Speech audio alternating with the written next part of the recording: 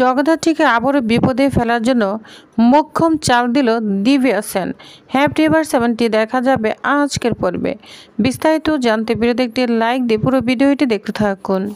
গল্পের শুরুতে আমরা দেখতে পাবো দুর্গার বাসর ঘরে সবাই খুব সুন্দর করে গান গাচ্ছে।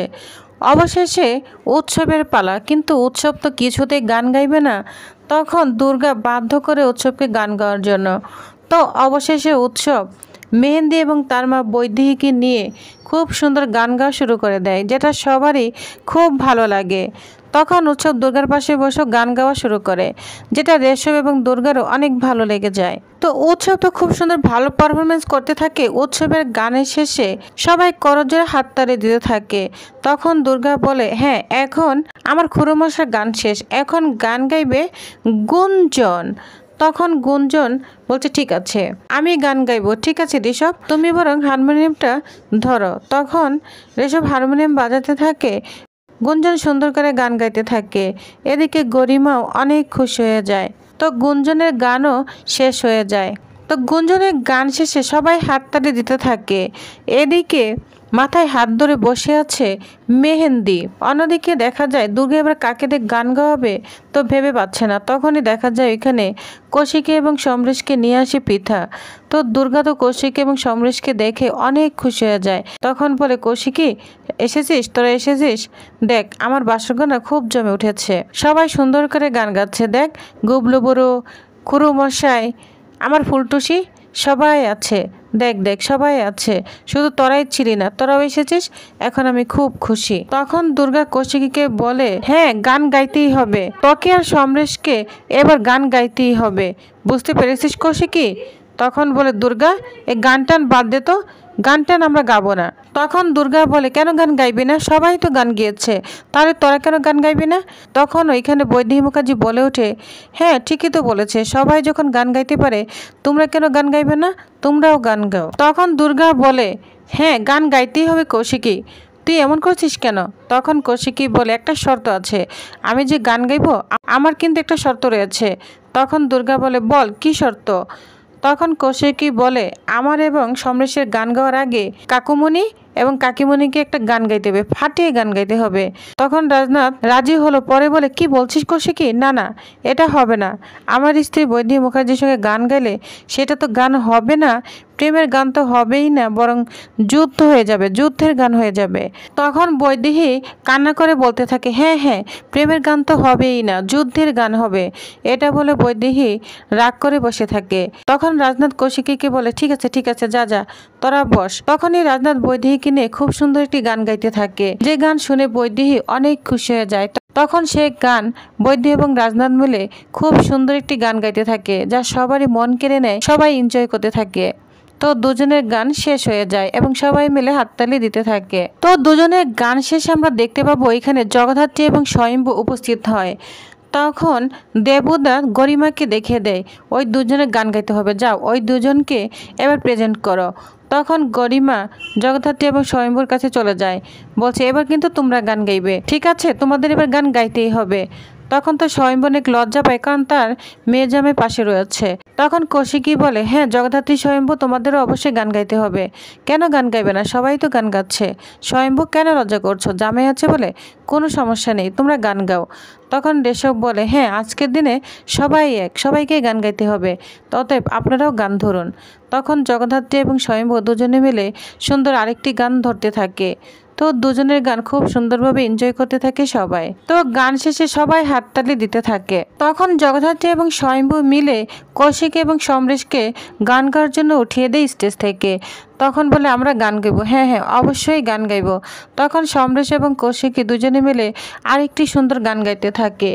তো সবাই মিলে গানটি এনজয় করার পর হাততালি দিতে থাকে আর দুজনকে খুব সুন্দরভাবে উইশ করতে থাকে। তো পরিশেষে আমরা দেখতে পাবো এবার দুর্গা স্টেজ থেকে নেমে পড়ে। তখন দুর্গা সবাইকেই বলতে থাকে, দাঁড়ান দাঁড়ান, সবাই তো এতক্ষণ নাচে গানে একদম মুগ্ধ হয়ে উঠেছেন, এবার শেষবারের মতো নাচে গানে আপনাদের একেবারে হৃদয় মেতে উঠাবে দুর্গা মুখার্জি। তখন কৌশিকী বলে, তুই তো এখন আর দুর্গা মুখার্জি নস, তুই তো হচ্ছিস মৈত্র, তাই না? মৈত্র। তখন দুর্গা রেশবকে বলে, সরি রেশব, আমি হচ্ছি দুর্গা মৈত্র। তখন দুর্গা খুব সুন্দর একটি নাচ দিতে থাকে আর নাচের সঙ্গে গানটাও গাইতে থাকে। তো নাচে গানে এবার দুর্গা সবাইকে নিয়ে মেতে উঠেছে। দুর্গার সঙ্গে রাজনাথ খুব সুন্দর নেচেছে। এদিকে মেহেন্দি উৎসব দুজনকে নাচানোর চেষ্টা করলো, কিন্তু পারেনি দুজনকে নাচাতে। তবু চেষ্টা করেছে দুর্গা। তো দুর্গা যখন নাচ শেষ হয়ে যায় তখন এবার গান করতে বলে ঋষভকে। ঋষভ বলে না না, আমি গান গাইবো না। তখন কৌশিকী বলে, কেন গান গাইবে না? তুমি তো খুব সুন্দর গান গাও। তখন দুর্গা বলে, হ্যাঁ কেন গান গাইবে না? তুমি তো খুব সুন্দর গান গাইতে পারো, তাহলে এখন কেন গান গাইবে না? তখন ঋষভকে বাধ্য করে গান গাওয়ার জন্য। তো পরিশেষে ঋষভের গান দিয়ে শেষ হয় দুর্গার বাসর ঘরের নাচ এবং গান। ঋষভের গান যখন শেষ হয়ে যায় তখনই জগদ্ধাত্রীর ফোনে একটা ফোন চলে আসে। বলছে হোয়াট? তখন স্বয়ম্ভু বলে, কি হয়েছে জগদ্ধাত্রী? তখন জগদ্ধাত্রী বলে, আমাকে এক্ষুনি হসপিটালে যেতে হবে। তুমি কি আমার সঙ্গে যাবে স্বয়ম্ভু? তখন স্বয়ম্ভু বলে, হ্যাঁ অবশ্যই যাব, আগে বলো কি হয়েছে। তখন জগদ্ধাত্রী বলে, বলার সময় নেই, যেতে যেতে বলবো। তখন স্বয়ম্ভর জগদ্ধাত্রী ওইখান থেকে চলে যায়। আর এদিকে সবাই তো অবাক হয়ে যায়, কেউ বুঝতে পারে না কি হয়েছে। এদিকে জগদ্ধাত্রী এবং স্বয়ম্ভু হসপিটালে চলে এসেছে। চিরঞ্জিত প্রতিমাকে বলে, এই ঘটনা কখন ঘটলো? তখন বলে, স্যার একটু আগেই ঘটেছে, আমরা সাথে সাথে হসপিটালে নিয়ে এসেছি। তখন ওইখানে ডক্টর চলে আসে। ডক্টরকে জগদ্ধাত্রী জিজ্ঞাসা করতে থাকে, ডক্টর কি হয়েছে, এখন কেমন আছে পেশেন্ট? তখন বলে, এখন মোটামুটি ঠিক আছে, তবে ওনার প্রেশারটা অনেক হাই, কিছু টেস্ট করা হয়েছে, সেই টেস্টেও ওনার কিছু সমস্যা ধরা পড়েছে। তখন জগদ্ধাত্রী বলে, আমি কি একটু দেখা করতে পারি? তখন ডক্টর বলে, হ্যাঁ দেখা করতে পারেন, তবে এমন কিছু করবেন না যাতে উনি এক্সাইটেড হয়ে যায়। তো এটা বলে ডক্টর চলে যায়। জগদ্ধাত্রী পেশেন্টকে দেখতে যাবে। পেশেন্ট তো আর কেউ নয়, সে হচ্ছে দিব্যা সেন। তো দিব্যা সেনকে দেখতে যাবে জগদ্ধাত্রী। তখন ওইখানে সামনে পুলিশ এসে দাঁড়ায়, বলছে, ম্যাডাম আপনি কে?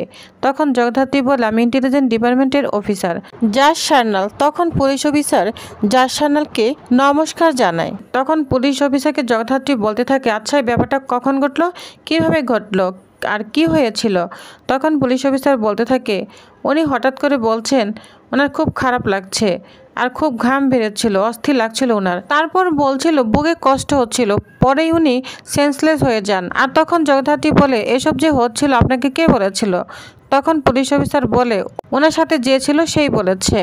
আর তখন আমরা শোনা মাত্রই ওনার ওইখানে চলে যাই এবং সাথে সাথে ওনাকে ডাক্তার দেখায়। ডাক্তার বলছে ক্রিটিক্যাল অবস্থা। তখনই আমরা হসপিটালে এনে এখানে ভর্তি করে দিই। তখন পুলিশ অফিসার বলতে থাকে, যত যাই হোক হেভিওয়েট ক্রিমিনাল তো। তখন জগদ্ধাত্রী বলে, ক্রিমিনাল আবার হেভিওয়েট হয়? যাই হোক, এই জাজ সান্যালের কাছে না যত হেভিওয়েট ক্রিমিনালই হোক সব না মাটিতে লুটিয়ে পড়ে, বুঝতে পেরেছেন? তো জগদ্ধাত্রী একথা বলে দিব্যা সেনকে দেখতে যায়। দিব্যা সেনের রুমে যখন যায়, দিব্যা সেন একদম মুমূর্ষু অবস্থায় পড়ে রয়েছে, সে ঠিকমতো তাকাতেও পারছে না। তখন জগদ্ধাত্রী দিব্যা সেন বলে ডাকতে থাকে, বলে, দিব্যা সেন শুনতে পাচ্ছেন? তখন দিব্যা সেন একটু একটু করে চোখ মেলে তাকায়। আর তখন জগদ্ধাত্রী বলে, কেমন আছেন আপনি এখন? কিন্তু কোনো কথাই বলতে পারে না। জগদ্ধাত্রী দিব্যা সেন দিকে তাকিয়ে অবাক হয়ে যায়। তো প্রিয়বাস, তাহলে এটা কি দিব্যা সেনের নতুন কোনো নাটক, না অসুস্থ হয়ে পড়েছে? তো কি হতে চলেছে নেক্সট আকর্ষণীয় পর্বে জানতে অবশ্যই আমার সাথেই থাকুন। ধন্যবাদ।